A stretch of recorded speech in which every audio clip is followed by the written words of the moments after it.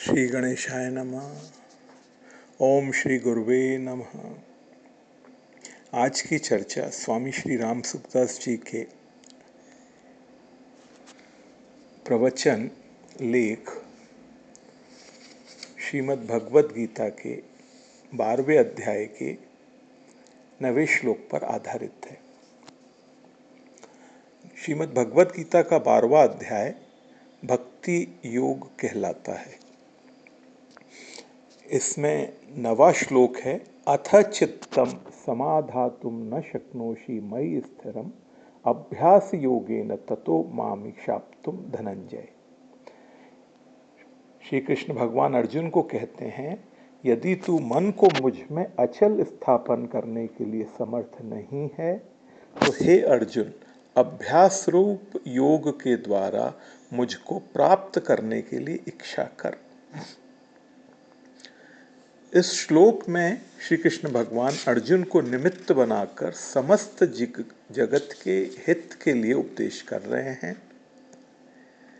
यदि 12वें अध्याय के 8वें श्लोक के अनुसार साधक मन को लगाने में और बुद्धि को स्थापित करने में परमात्मा में उसको संभव नहीं है एकदम से, तो उसके लिए अभ्यास रूप योग भगवान बता रहे हैं।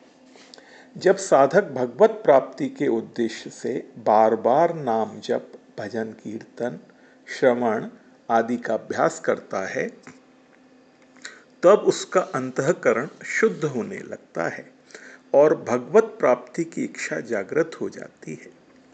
सांसारिक सिद्धि असिद्धि में सम होने पर भगवत प्राप्ति की इच्छा तीव्र हो जाती है। भगवत प्राप्ति की तीव्र इच्छा होने पर भगवान से मिलने के लिए व्याकुलता पैदा हो जाती है। यह व्याकुलता साधक की अवशिष्ट सांसारिक आसक्ति एवं अनंत जन्मों के पापों को जला डालती है। सांसारिक आसक्ति तथा पापों का नाश होने पर उसका एकमात्र ईश्वर में ही अनन्य प्रेम हो जाता है और वह ईश्वर के वियोग को सहन नहीं कर पाता।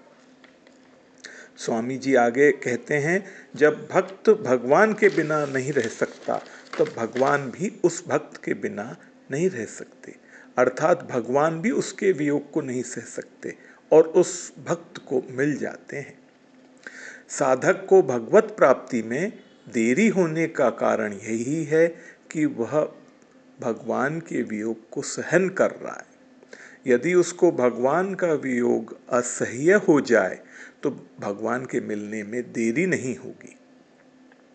भगवान की देश, काल, वस्तु, व्यक्ति आदि से दूरी है ही नहीं, अर्थात ईश्वर हर जगह है, हर काल में है, हर वस्तु में है, हर व्यक्ति में है। जहाँ साधक है वहाँ भगवान है ही। भक्त में उत्कंठा की कमी के कारण भगवत प्राप्ति में देरी हो रही है। सांसारिक सुख भोग की इच्छा के कारण ही ऐसी आशा कर ली जाती है कि भगवत प्राप्ति कभी भविष्य में होगी। जब भगवत प्राप्ति के लिए व्याकुलता और तीव्र उत्कंठा होगी, तब सुख भोग की इच्छा का स्वतः नाश हो जाएगा और वर्तमान में ही भगवत प्राप्ति हो जाएगी।